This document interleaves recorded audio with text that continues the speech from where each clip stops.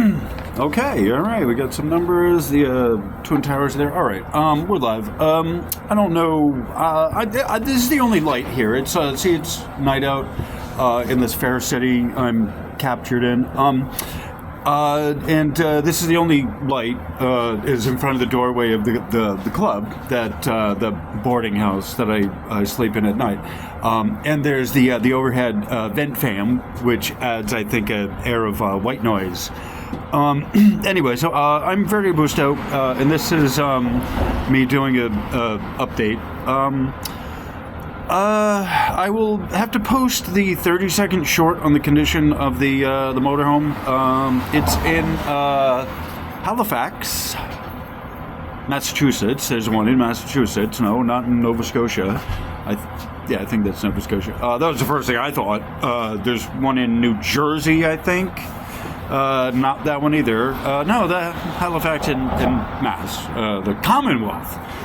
Just in case you didn't know, Massachusetts, it's a Commonwealth, same as Virginia. A little different operation up there, slightly different legal-wise. So the they found it. Plymouth found it. I have to.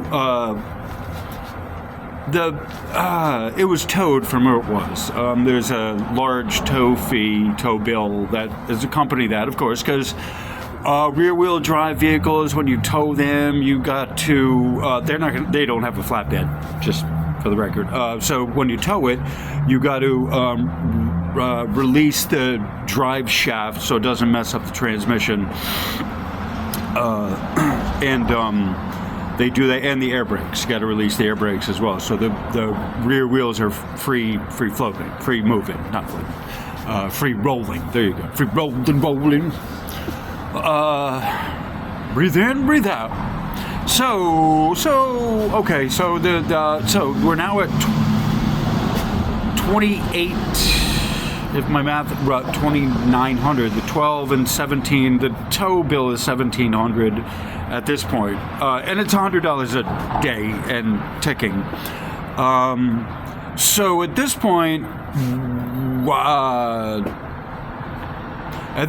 I'm going to have to turn it into scrap as the only way to get out under the debt. Because here's the thing, the tire, it needs a rear tire, and that's $1,200. They could theoretically tow it on one tire, but in order to release it from the tow impound, I need $2,000. So I need a friend with deep pockets just to release it. It's a great motorhome as it is. I mean, it was running and it's all in good shape. However, it's got issues, and the thing is, it was sitting for a while and it was vandalized. Now here's the thing, right? On the one hand, like, I know there's what you know sometimes can overshadow how you feel about things. That's why it's important to get all the information, and especially in spiritual stuff, you gotta work with principles. Okay, so more spiritual work is more principles. You have to they're just, you got to open up to, you ask the universe, explain this to me, and I always get, because I'm receptive to this, and how I receive is these spiritual principles. Rust is a spiritual principle. If you see too much rust on something you're looking to buy, that's a good idea to steer clear of it, right? And so I'm willing to buy something with rust on it, but that had too much rust on it, and it's actually now everything's decomposing, right? It had been sitting a year and it's not. The motor and transmission and drivetrain itself probably could make the trip, but the universe has a way of preparing me. Rather than getting across country and something breaks where I'm way out of my league, I was planning to go to Oklahoma, right? So the vehicle got vandalized. It wasn't just that, there was some light vandalism, more or less light vandalism, but not the windows. It was just the windows, and not all the windows, and I'm going to assume not too much more than that was broken or messed with or whatever. So these were kids messing with it and not like thieves per se, right? They didn't like. So there's a level of vandalism, but just as the same, it can be written off as being totaled because the cost of the windows is more than the cost of what I paid for the thing, right? Reality. That's the reality of it. But I need to get it out of the impound, and I need a certain amount of money or resources or whatever from someone who was able to help. Now, here's the thing. What the universe has also provided me with is kind of the principle of, well, scrapping it. So it may, in fact, be worth more as parts than as a working thing. But I still need to... It can be worth more as parts than as a working thing, but I still need to get it out of Hawk. So this is the point I'm at. I'm asking my friends locally, see if people have some money to throw at this money pit. You know, there's another principle involved. Matt had told me, run from this, right? And I really wanted it. I really wanted the bus. And so I listened to him, but I didn't follow through with his advice, you know? Like, I heard what he had to say, and we talked about it, and so I just went ahead and did what I wanted to do, and so I got what I got from it. All right, so that's important to note that there was a dissenting voice, and I was kind of impatient, and the number of there was one of the factors was beyond something I had any control over, and that was where I was staying at the time. The house was, I had to leave there. I needed some place to put it, and this seemed like the best option. Okay, so even the best of us, there's a lesson learned. Hopefully I can make the money back from selling this, but this is now an overwhelming pit. So I've said this before, and I'm saying it again. I don't say it often enough, but it's only I don't know what your view of God or a creator is, but I assure you, it's only through the grace of God that I'm here. I assure you of that. Like, I don't have much of a will to be here to do any of this, right? I'm new here. This is my first lifetime here. Big fucking deal. Well, I don't see what you fucking see about so great about this place, other than they won't let you fucking just check out, right?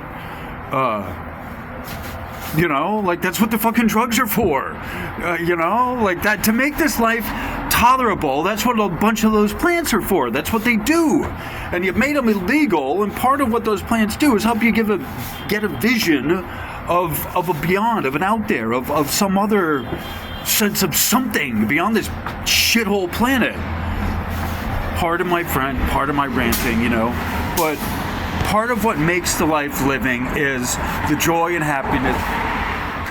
happiness of being with other people, in addition to some of the plants that knock you out for 6 to 8 hours laughing, Sometimes you need to be knocked out for 6 to 8 hours just laughing hysterically. Good God, is that such a bad thing? Gives you a false warped sense of reality. Oh no, when the Federal Reserve doesn't? Are you fucking kidding me? Anyway, that was someone coming out the door. Like I was saying. So anyway, I think I'm at about 10 minutes in this. So I just wanted to post this. It's a video short. I'm a little longer than a short, but it's one of my shorter ones. I just post the update on the motorhome that it's, oh good golly, I'm not sure how to say it other than it was vandalized, and I get to do a claim. I get to talk to the police up in Plymouth and report it officially vandalized. And then I'm not sure what else to do after that, but it's the universe works in odd, mysterious ways. And yes, on the one hand, this is devastating. Everything is in there. But on the other hand, I'm kind of medicated now, so it doesn't sting as bad right at the moment, And I'm on my way to a meeting shortly, And talking about this also helps out, and part of this is, all right, God, show me the miracle, you show me some fucking miracle in this, I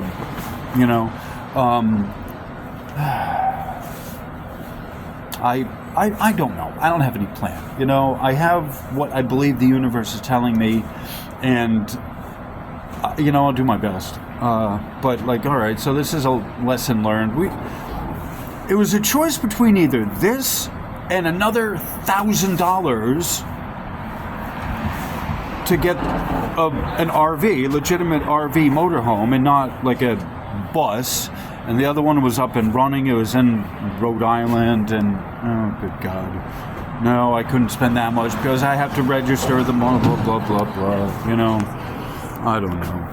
So, anyway, on that cheery note, that woman literally tripped over her own feet. She wasn't paying attention where she was walking, and she literally tripped over her own foot. I saw that. Okay. All right. I think I've seen enough now. Oh, 11:11. All right. Yep, that's it. Have a good rest of your night. Bye, everyone.